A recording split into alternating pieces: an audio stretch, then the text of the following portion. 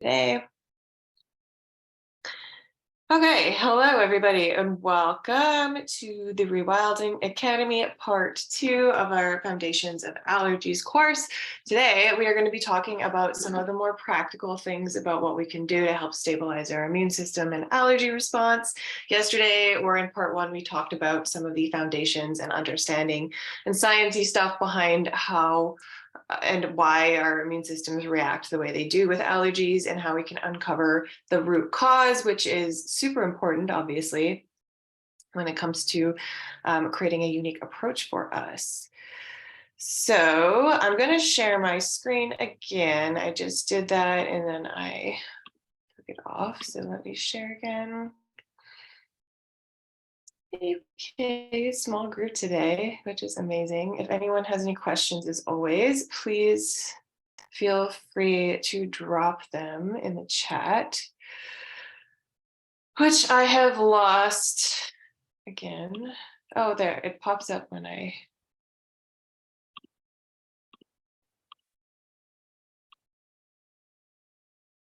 oh, okay, someone's joining.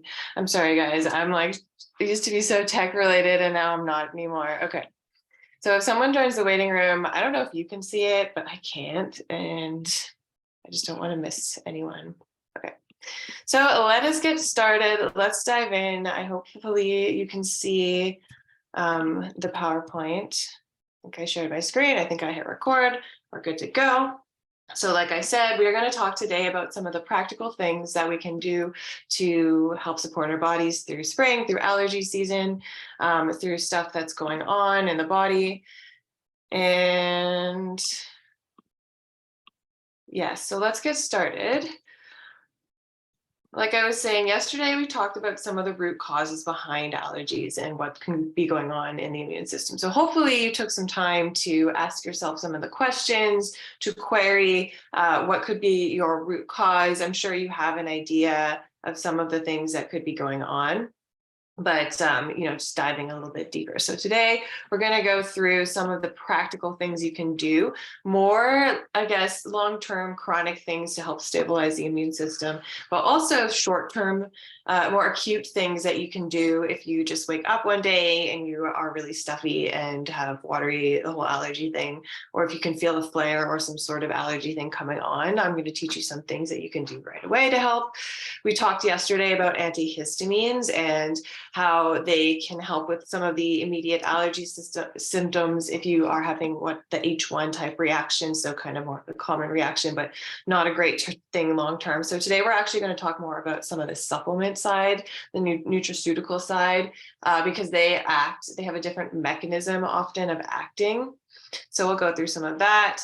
And yeah, the diet, obviously super important too, maybe not obviously, but is super important. And I am going to talk about kind of the nuances behind what diet to follow, because I know not everyone's on the call today, but I know a lot of people in this group struggle with like feeling overwhelmed with what to eat, because in our modern day, there's so many diets you can follow, especially if you're an allergic person. You probably heard to avoid your food sensitivities and to eat low histamine and low salicylate and low FODMAPs and low this and that. So we're going to talk about the reality of what that is.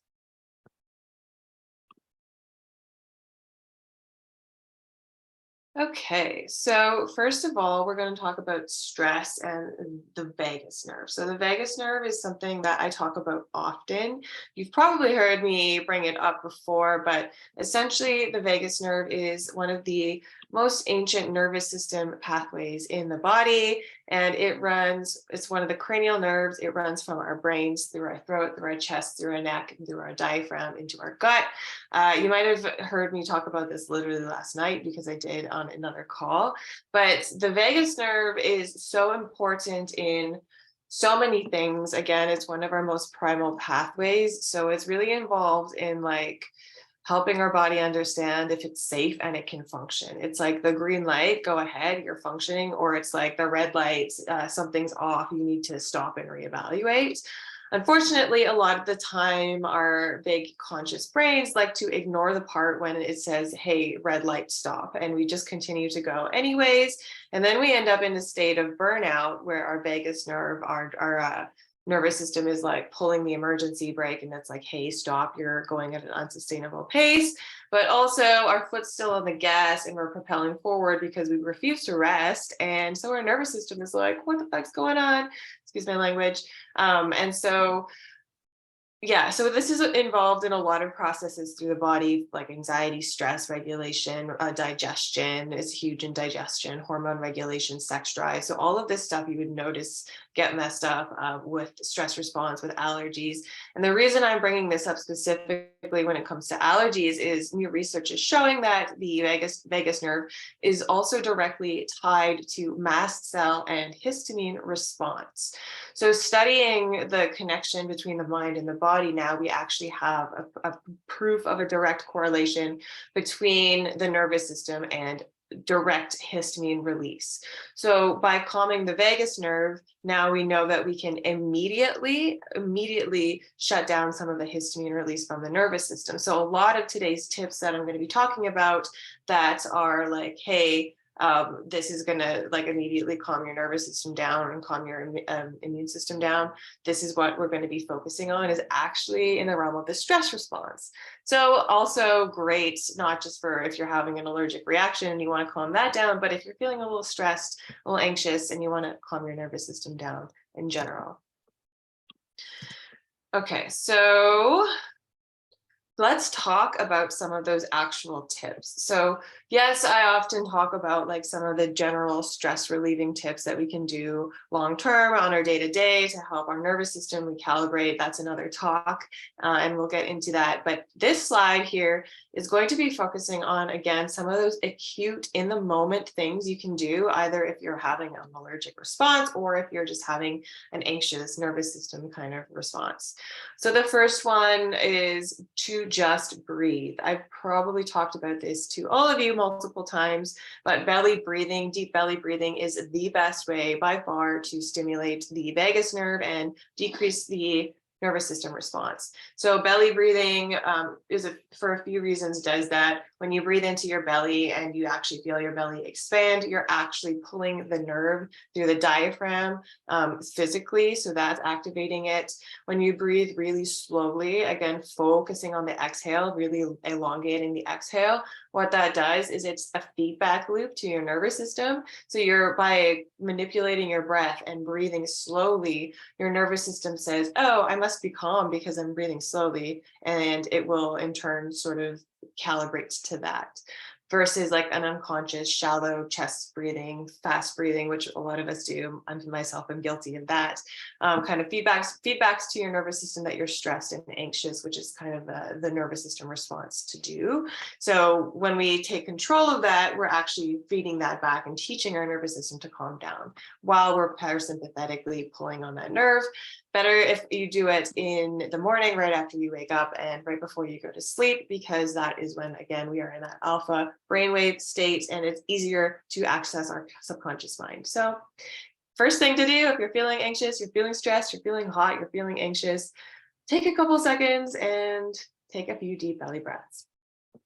Okay, so other things we can do, humming and chanting. So again, this is, the yogis knew this because the nerve runs behind the chest. Humming and chanting is always a good thing to do. You can tap on it as well. So I talk about this a lot. I won't go into it that much more than that, but yes.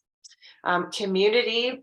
So calling a friend, there is actually a ton of scientific research, and this is how our nervous systems evolved to be in community. So part of the vagus nerve is like a whole big chunk of it is actually regulated or built to calibrate to other people around us. So we actually tune into their energy, to their facial expressions, to the way they're moving, they're talking, their tone, things that we aren't conscious of.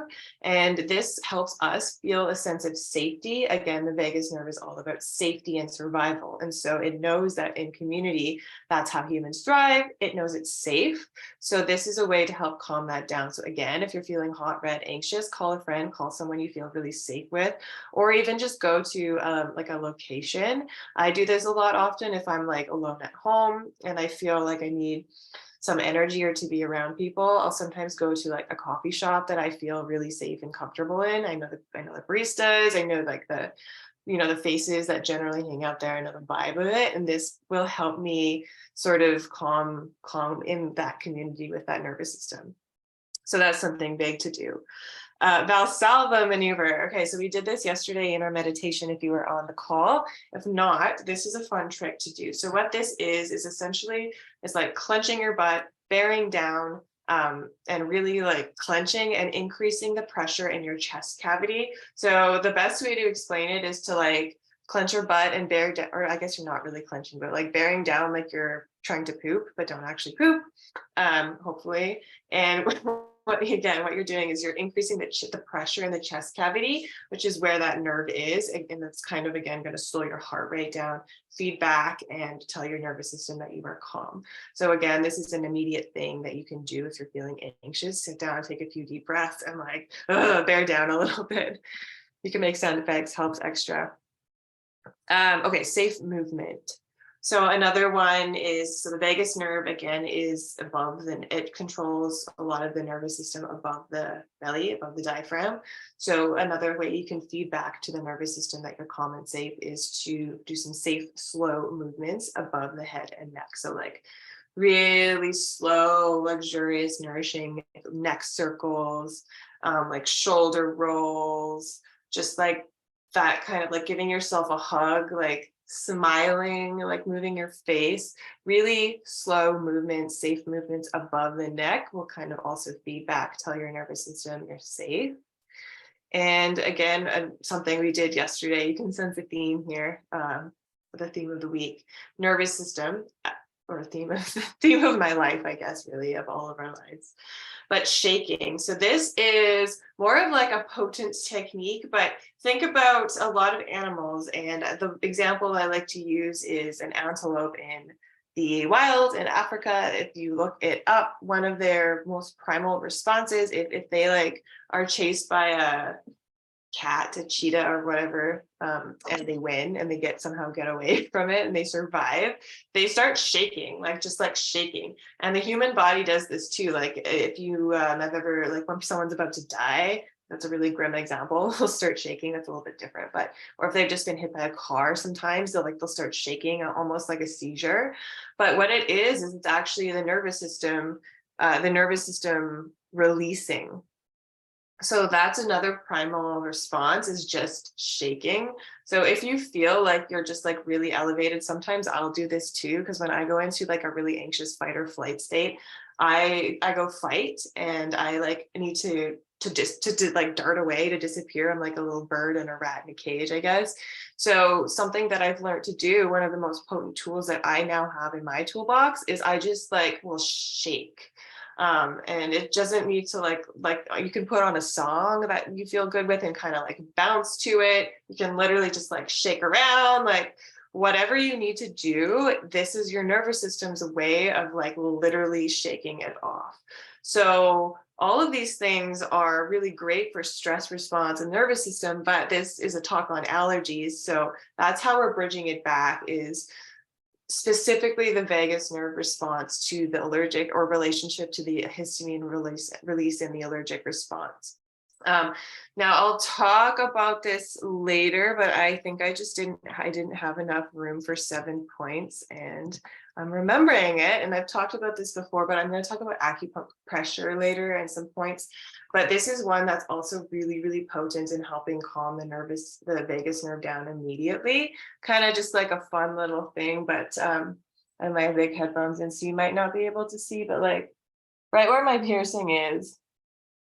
And there's a whole thing about piercings and acupuncture points. But anyways, I got this done a long time ago, right where my piercing is in the concha there. There's an acupressure point, and it's called 0 point. It's a nervous system reset point. And also now in the modern medical science land, we are realizing that it is one of the terminal branches of the vagus nerve. So go figure, the Chinese knew that somehow. Maybe they didn't know the words to it, but they knew it was a point of conglomeration where a bunch of nerve terminals end. And this, again, you can feed back to the vagus nerve and kind of massage it by kind of just like literally massaging that point on the ear. Now you can, like, I say left ear specifically because that is the side that doesn't normally like mess too much with the heart rhythm. The right side, it does terminate on the right ear as well, but those nodes tend to more mess with the rhythm. Now it doesn't really matter as much if you're just kind of massaging. This is like if you're putting a needle in it, which probably all of you are not doing. More of a caution for like me if I'm doing acupuncture, but just something to be aware of. So left side is kind of just what I say. Yes. Okay. So those are just some really potent nervous system techniques. Now, if you go in the course, online course portal, I've grouped these all into like a little module. So I'll have like a module of like toolbox tips of allergic things to do. So it'll include all of those tips we just went over and the acupuncture points. We're going to talk about supplements and stuff like that too, but just so you know, that'll live there. Okay, foundational health stuff. So we've talked about getting the nervous system. We've talked about nervous system tips already. And now we're going to talk about foundational health tips. We're not going to go too deep into detail with this because that's, I mean, you are all fairly healthy. You all kind of know. I'm going to talk more specifically about things like parasites, toxicities, heavy metals, gut stuff, and like more specific things that I see often that are a big cause of allergies and atopic stuff. So I'll talk about that a bit. But, I just wanted to touch really quickly here on some of the more, potent things that are important to touch on no matter what. But mindset, belief, the right intentions behind what you're doing, what you're taking, what you're intending to do. So yes, we're focusing on allergies right now, but the bottom line is we want to be healthy, vital, sovereign humans. And to do that, we need to have a healthy mindset. We want to be in control of what we're doing. So just taking a couple minutes, no matter what the intention is, to like get clear on that intention, to make sure that you believe you can heal. If you don't, if you're kind of telling yourself like this is something that you're going to live with forever, or you just have to deal with, is that a conditioning? Is that a programming? Is that something that you've gotten from the world around us? Or is that something you really believe, and maybe do some work around that? Because really, if we, just like anything, we need to believe we can succeed to succeed. So set yourself up for success with your mindset, prepare for what you're doing, whether it's like, if we're talking about whether you're doing your root cause or whether you're preparing to heal your allergies, making sure you know your root causes, you set the time to do that. If you decide to do a certain diet or clean up your diet, make sure you set the time to like meal prep and get the right ingredients and feel really good about what you're doing. Health team and resources and community. I also mentioned that, obviously so important. We just talked about community and support and helping you keep accountable, but also having somebody on your health team, whether that be someone like me or whoever, to sort of just guide you and make sure that you are on the right path and feeling good and confident in what you are doing. Okay, so important things to always note: sleep. Sleep is so important for everything. Again, I'm not going to go too much into that here because it's a whole different topic. It is a whole own topic, but many of you know some of the basics of sleep. Just a gentle reminder to be on top of your sleep hygiene. So the biggest one in our modern day, and I'm super guilty of this as well, is just turning off your screen before bed. It's so easy to like lie in bed and sit on your phone or sit on TV till you get tired. And it happens sometimes, but a reminder too that it's just not a great sustainable habit. So that's probably the biggest thing. Keeping your room cool is another thing. Doing a nighttime routine, calming your nervous system, doing any of those tips that we just talked about, again, to engage that rest and digest calming system will be good. 5 deep belly breaths, binaural beats, things like that can all be really helpful. So sleep is important. So let's talk a little bit about gut health and getting that stuff in order, because that's a huge obstacle to cure when it comes to healing the allergy immune system.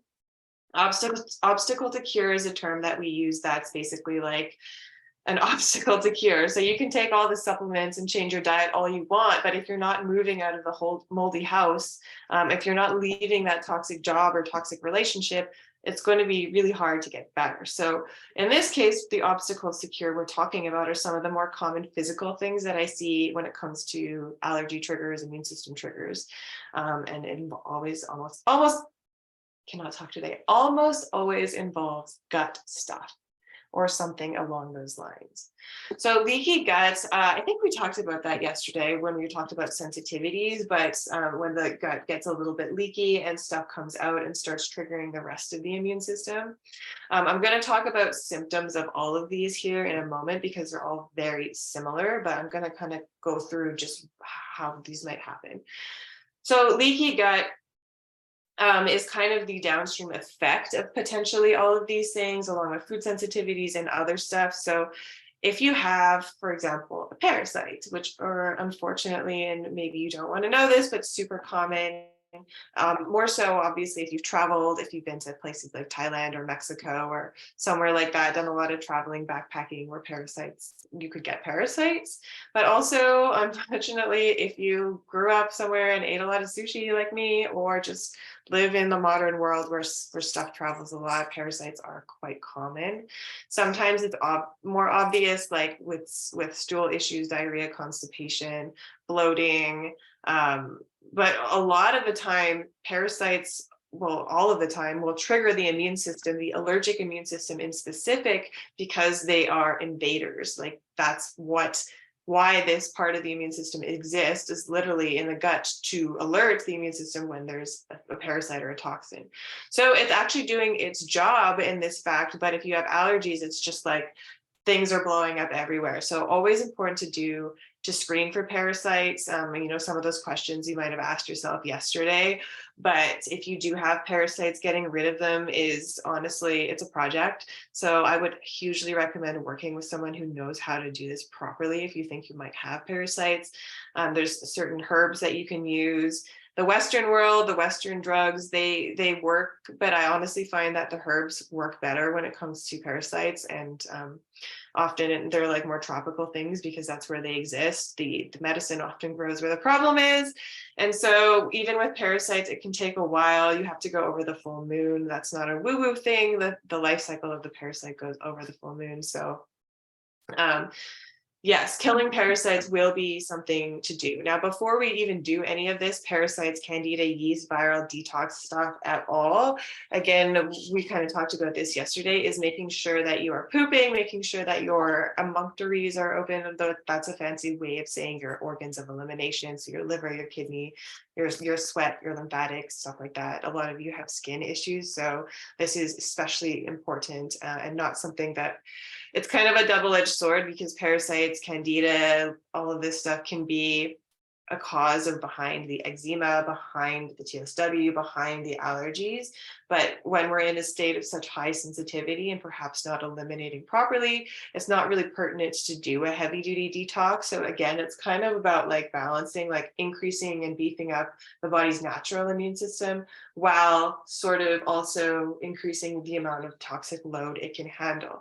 Now we're going to do a full protocol of that in the next couple of months, which I'll talk about later. But that's kind of a caveat when it comes to detoxing, parasite cleanses, all of that kind of stuff. Okay, so parasites is one to watch for. Candida and yeast is another big one that can cause gut health issues or can lead to allergy issues, eczema, all of that stuff. This is actually quite a common one as well. I mean, they all are, and all of these can kind of cause each other and exist at the same time, fun stuff. So candida yeast overgrowth is a fungal overgrowth. Often caused by just a shitty diet, to be honest with you. A lot of us, we eat a lot of sugar, we're stressed out. Maybe we've taken a lot of antibiotics as a child or as an adult or whatever. And what this does is it just causes an imbalance of the bacteria in the gut and a dysbiosis and an overgrowth.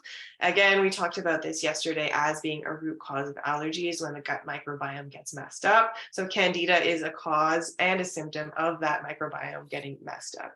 So when it comes to clearing out candida, it's not as complex as parasites. Often it involves like a candida cleanse, like a candida diet.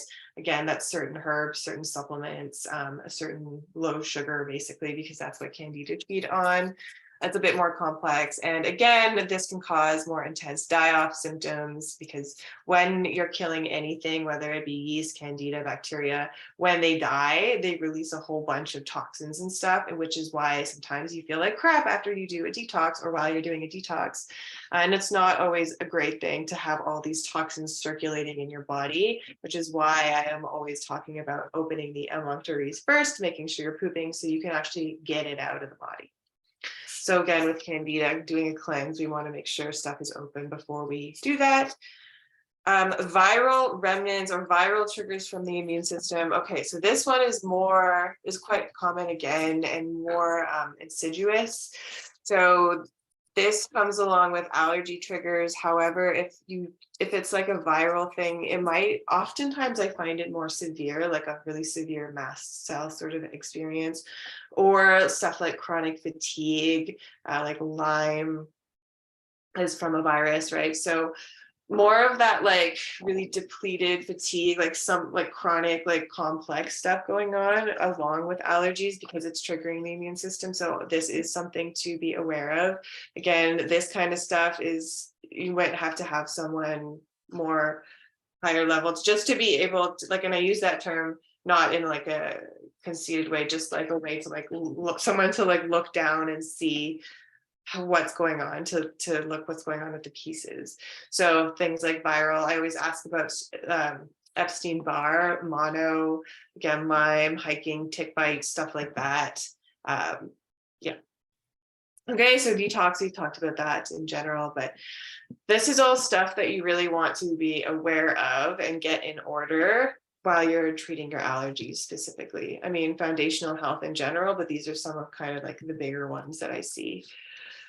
So signs of an increased toxic load. So this could be toxicity, again, caused by candida, caused by parasites, caused by dysfunctional overgrowth, caused by food, caused by detox pathways not working, caused by being constipated. So, you know, they're all kind of similar. Again, you'll notice that they're more insidious. There are clues depending on what might be going on to give us an idea, if, for example, if it's like parasites or candida or viral something else, but more or less it's more. And also you'll notice some of these are like the same things as food sensitivities. So it's more of those kind of like chronic, low-grade, insidious things. Okay, so let's talk about some of the supplements that we can take to help stabilize the immune system for allergies. So yesterday, we talked about antihistamines and how they can help lower the allergic response by basically blocking that H1 receptor type. The mechanism of action, though, isn't actually decreasing histamine, it's just blocking the door so it can't get in. It's still around. So let's talk about some other supplements and things we can take that have different mechanisms of action and what they're actually doing in the body. Now, to say again, just like with anything, these supplements, first of all, they're still supplements. They're still a drug, essentially. They're still a Band-Aid. So we still want to figure out the root cause of the issue. We just can use these to sort of, and very carefully, not manipulate, that's not the right word I'm trying to use, but just for lack of a better word, manipulate what we're actually trying to accomplish. Like, for example, is it stabilize the immune system? Is it to decrease the amount of histamine? Is it to whatever? So always work with someone, always work with your doctor. Some of these things I'm going to talk about will have interactions with certain medications, so don't just go on them. They'll have interactions with each other. They are potent. Just because they're supplements and herbs and stuff doesn't mean they're not powerful, especially like some of these things like the B vitamins, which I'll talk about. They can cause more reactions, so just be aware of that when you're exploring these.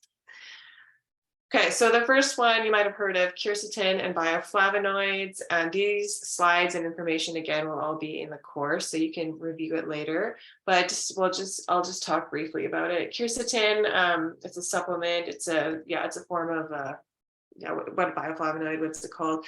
Antioxidant. So what it does is it's helping stabilize the immune system, and it blocks the histamine from the mast cells. So this is like one that's quite potent.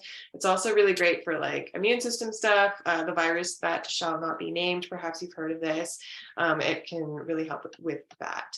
So just to be aware, when you actually go to take histamine or quercetin supplements, it's not very bioavailable. So this is one that you might want to spring for a more expensive, high quality supplement, just because like you don't want to just be taking something that your cells aren't even going to absorb. So like look for bioavailable quercetin. It'll probably be way more expensive than the other brands or the other stuff on the counter, but this is one that you don't have to do that for everyone. This is one you probably want to splurge for. Vitamin C, not one that you necessarily need to splurge for. There's a ton of vitamin C supplements out there. This is a really important one, I think, for helping the immune system and skin and hair and nails and all of that stuff in general. So I will often dose it quite high. You can get it from the diet. Obviously, great sources from the diet, lots of fruit and veg. But also, I do like to supplement it. Sometimes I just use it, honestly, to flavor my water. I'm really bad with water, the type of person that needs stuff in it, even though I have a nice fresh glass beside me. So this is good. But so vitamin C, I will dose anywhere from like 3,000 to 7,000 to sometimes up to 10,000 milligrams, depending on if it's an allergy season and if your bowel can tolerate it. So one of the side effects of too much vitamin C is you'll get diarrhea. It's not necessarily like a bad thing. It's just like go up to that. Well, often in the naturopathic world, we'll say go to bowel tolerance when it comes to vitamin C. What that means is like go until you get diarrhea and then go back a little bit till you don't have diarrhea. So you can do that, but vitamin C is a great one. Bromelain is a type of enzyme that helps break down a lot of histamine associated symptoms. So again, this can be a supplement, also high in pineapples and papayas. B vitamins. So I say this one, and this one has a little, or I should have put a little star next to it because this is actually a bit more complex than people might think. B vitamins in general are water soluble, meaning we just pee them out if we have excess. So it's not a huge deal to like overdose on B vitamins or anything like that. And they're super important because they're involved almost exclusively, especially B6, 9, and 12 in the breakdown of histamine. So there's three pathways. There's three ways that histamine is broken down in the body. Almost all of them involve B vitamins. And so this is something that can be really helpful in kickstarting those enzyme pathways. That being said, a lot of people, especially a lot of people with allergies, have defects in the genetic system. So maybe something called an MTHFR deficiency or like a COMT. So this really can confuddle things and make it, basically, if you have one of these and you take B vitamins and it'll like overreacts those pathways, it makes things a lot worse. So use this with strategy, especially if you're doing like a high dose kind of thing. So B vitamins, very important, very helpful, can be great, can be really strong. Nettle, stinging nettle. This is actually kind of a really nice one. Stinging nettle tea is really nice. You can kind of get it on this everywhere. So that's a nice one. So these things here are more, I guess, specialized or long-term kind of, they all have asterisks next to them. Mushrooms, I'm talking here about like reishi, chaga, turkey tail. Those are all really great immunomodulators. They've been shown, and immunomodulating is different than like immunostimulating or immune suppressing. So it can do either or depending on what your body needs. Herbs are really amazing that way. They don't just do one thing, they work synergistically with what the world needs. Go figure. So mushrooms are the same way. They can kind of help depending on what's going on. So that's really great now. They're very trendy now, which is nice. You can get like the high vibe mushroom powder or different mushroom powders depending on where you are. Texas, yeah, I know the high vibe is cool. In Canada, Harmonic Arts is nice. Paul Stamets' brand, I think, is good. Yeah, so those are mushrooms. Sunlight, vitamin D. This is for one that we kind of know about often. Vitamin D, when it comes to taking too much, yes, you can take too much. I do want to get tested. No, I'm not really worried about it because so many of us are deficient, especially if you're someone who lives in the UK or in Canada or somewhere like that, where it's dark a lot of the time. And then NAC, glutathione. This is a antioxidant or amino acid, sorry, that NAC is a precursor to glutathione, and this is really important in detoxing and helping the body detox, also helping break down what's called a biofilm. So when bacteria, parasites, candida, they start to overgrow in the gut, they like to gang up and form this film, literally like a biofilm, and those are really hard to break down. So one of the steps of detox before we start killing them is to break open this biofilm, because a lot of the time what will happen is we'll starting to do a detox, and the doctor will give someone like a herb to kill the bacteria or parasite or whatever, but they're hiding behind this biofilm. So all of those herbs that they're using to kill don't actually do anything. So first of all, we want to break down the biofilm. There's a few ways to do it. NAC and glutathione are one of them. They do a bunch of stuff, but yeah. And then probiotics. So another asterisk here, because these are not great for everybody, depending on what's going on in your gut. If you have like something called SIBO, like an overgrowth of bacteria in the small bowel, taking a probiotic might make things worse. If you have certain dysbioses, probiotics might not be a good idea. On the other hand, they can be super helpful. There's different strains. There's like spore-based probiotics now. So this is, again, something to be aware of, but not for everyone. All right, so let's talk about diet quickly here when it comes to allergies, because that's a big one. Low histamine eating. So let me skip to this slide here because I want to talk about it first. A lot of you are dealing with just with allergies, eczema, and topical steroid withdrawal in general. And when it comes to diet, there's so many diets and options you can follow now, right? You can choose to be low histamine. Yesterday, we talked about avoiding the food allergens, so like the top 8 food allergens.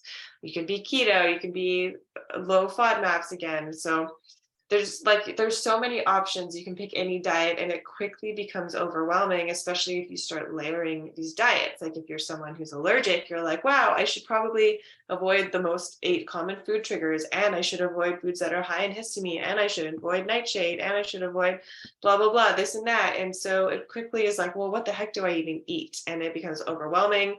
And then there's just a lot of food fear. So that is not what I am about. So when I am showing you all of these things in these foods, I want you to have the information, and I want you to know where to be able to reference it. But I don't want you to, and this goes for everybody here, I don't want you to focus too much on especially this low histamine thing, on following things strictly, unless you have an allergy or unless you're trying to do, like we've talked about it and we've told you to.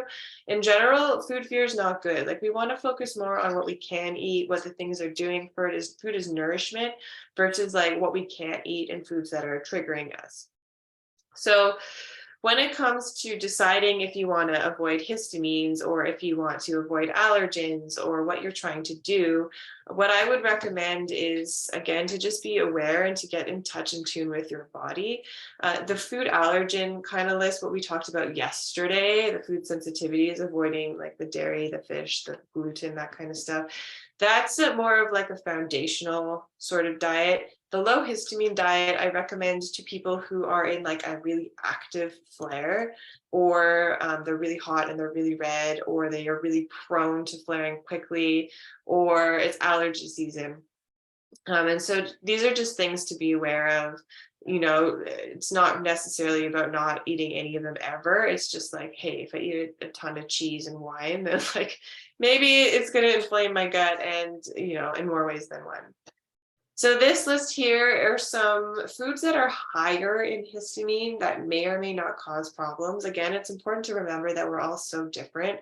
We all react to foods differently. And it's also not black and white. Like we can't just say like all tomatoes are high in histamine, or like, you know, because that's not the case. It's relative. It might be high in histamine for my body, but not for your body. That tomato might be better than that tomato. It's, you know, so just keep that in mind. But in general, here are some of the more common foods that we call high in histamines. So some of the higher vegetables, tomatoes, of course, so some people actually will have trouble with tomatoes. I do find tomatoes, if you have an issue with them, a lot of people will have a skin issue. So like they'll feel it on their skin first. Not everybody, but that's just something to test.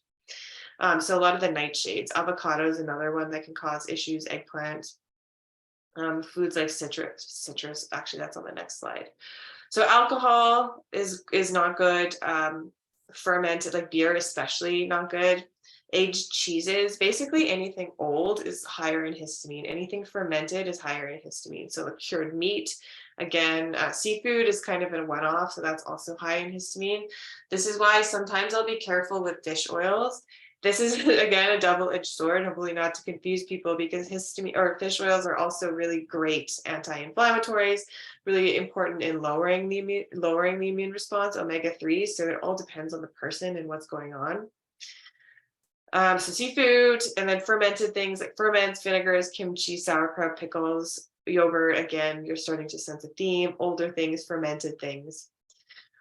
Okay, moving on. And if you're really, really sensitive, these are some other things you can be aware of, like leftovers, older foods, certain nuts, mostly the nuts that have mold in them, like the fermented nuts, cashews, peanuts, the ones that grow underground. Chocolate and cacao, I would, again, if you're really sensitive to that, certain fruits and green and black tea, because again, these are all things that are fermented and dried. Okay, so that's the diet. Last thing here, I want to give you some tips about, or some just acupressure points. So this again is more practical things that you can do, or that you can teach your patients, your friends, your family to help release and calm the allergic system. Oh, this is the wrong picture. Okay, hold on, let me just see what I did here. Okay, what I did is I forgot to change the name. So this is not gallbladder 31. This is yin tong. It's the one that you see in the label here. So this point, the acupuncture point, is called yin tong. It's right between the eyebrows. And this point, again, is great to tap on. It's great to press on if you're just anxious and want to calm. So this is actually a nervous system calming point. It's when I do acupuncture on people, it's one of the first points I'll put the needle in, just to like immediately calm the system to relax before I put the rest of the needles in. And then also it's like great just to tap on if you're feeling anxious, to calm the nervous system if you're feeling hot and red. And if you want to tap into your intuition, again, the third eye is around the same area. So that's one that I will use. Yin tong, not GB31. Okay, another great point to put in your back pocket, long intestine 20. So what I should actually say, caveat really quickly, if you're not familiar with Chinese medicine and acupuncture, the point is called, like some of them have special names like yin tong. The other ones, I'm just going to use their meridian name, which is like lung 11 or long intestine 20 or heart 7, or like a meridian and then a number. So when I say long intestine, it doesn't necessarily correlate to the Western long intestine per se. Kind of does, but it's also a whole different system of medicine. So in like Chinese medicine, the long intestine has a lot to do with the immune system. Funnily enough, in the Western system, now we're learning that the long intestine is where the microbiome lives, and the microbiome controls the immune system. So you can start to see the parallels there. But anyways, when I talk about these like meridians, I'm not saying like we're actually doing stuff to your long intestine. Obviously, it's on the nose, so it's not, it doesn't correlate location-wise either. But anyways, I digress. The long intestine 20 is the point on the sinuses. So if you are having allergies and your sinuses are really clogged, you have really like stuffy nose, if you have cold, anything that's like clogged in your nose, this is a really good point. So you can just literally press on them and they'll probably be pretty sore. Same with like yin tong, all of these acupuncture points, pressure points, sorry, if you press on them in the right spot, they'll often be sore. So that's one that you can use for sinus stuff. This is gallbladder 31. So this one is used for itch. So this is great if you're really itchy, if you're having a flare, eczema attack, whatever. It clears wind in Chinese medicine language, which is just like clearing stuff out of the body. So it's when you stand up, as you can see, if you put your hands right down by your thighs, right where your middle finger ends, that's where the point is. Again, you can just massage and press into it. This one is always really tender for me. Either side is good. Like, let's just keep it simple. Just either side is fine. And this is the last one I'm going to show you, long intestine 11. So when you bend your arm, it's right where the little crack, wrinkle, what's the word? Bend, folds, you know what I'm talking about, right at the end of that. So this is the very first acupuncture point I ever learned, the very first one that I ever put a needle in. And what this is it clears heat. So this is known to be a heat clearing point, super potent. I also find it really interesting because if you have eczema, a lot of the time it's centered in the elbow creases. And so clearing heat, it's just interesting to me. These Chinese medicine people knew something, that the biggest heat clearing point is in like one of the most centered around like one of the hottest areas in the body that gets hot when it comes to eczema. So doesn't have to be that you have eczema in the elbows, but just in general, if you're feeling like hot red, again, if you're even like having hot flashes, or you have sunburn, or like anything hot, this is a great point to use for heat. So all of this presentation will be posted in the group. All of these points will be posted in the group, so you can see that. Other quick things to do, again, just recapping what we talked about before, immediate things that you can do. So using any of those acupuncture points. Okay, amazing. Oh, that was a long lecture. I feel like I'm going back to school, or maybe you ladies do. I appreciate you showing up for this. The recording will be on along with all of the stuff we talked about in a different format. So I talked a lot about detox. So that came up a lot because detox is one of the foundational things that we need to do in order to prepare our body for spring, to prepare our body for a clean immune system, for moving into that yang energy.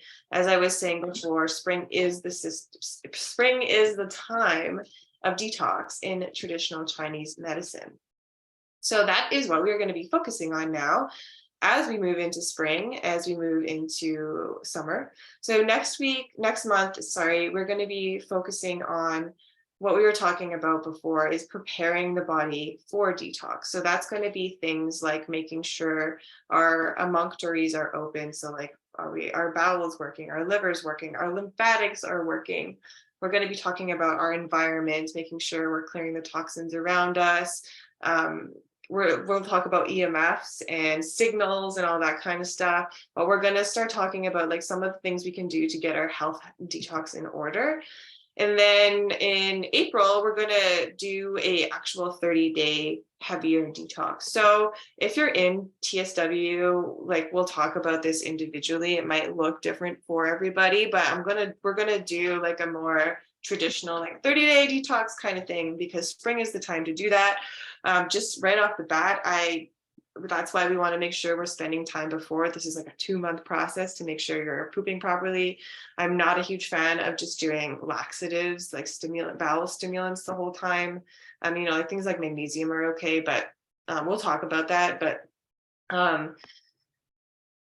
yeah, where was I going with this? It's not going to be like you're taking herbs and pooping for 30 days straight. It's going to be a thought, but that is what is upcoming. So you can start to see now with the Academy, we're living with the seasons, the rewilding, or the medicine wheel, which is the indigenous understanding of connecting our bodies with the seasons and kind of living more in alignment with our earth. So I am stoked that you showed up. Thank you all. I hope you learned something from this lecture, from yesterday's lecture. If you have any questions, feel free to, LDN. I didn't see your message till now, and I don't think I talked about it, or maybe I didn't move that label. Low dose naltrexone.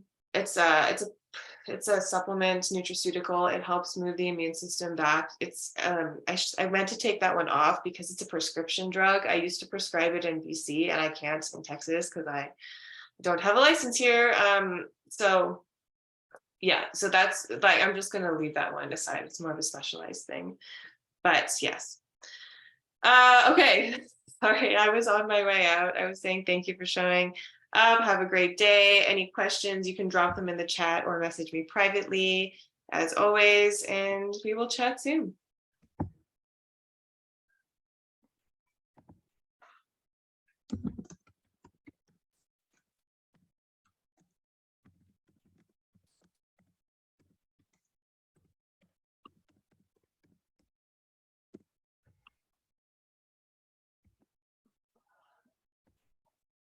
Did you have a question, Katie? Yeah, am I muted? No. Oh, Do you want to be? so you can hear. I can hear you. Sorry. Okay. No, I was just asking, is there like a best time to take vitamins, or some vitamins that shouldn't be taken together? Good question. Yes, yes. It depends which ones you're taking. So I'm So, kind of thinking, like, should vitamin B be taken by itself, or like I've read something about how B and C maybe shouldn't be together? Or maybe I got that wrong. no, B and C, as far as I know, are fine.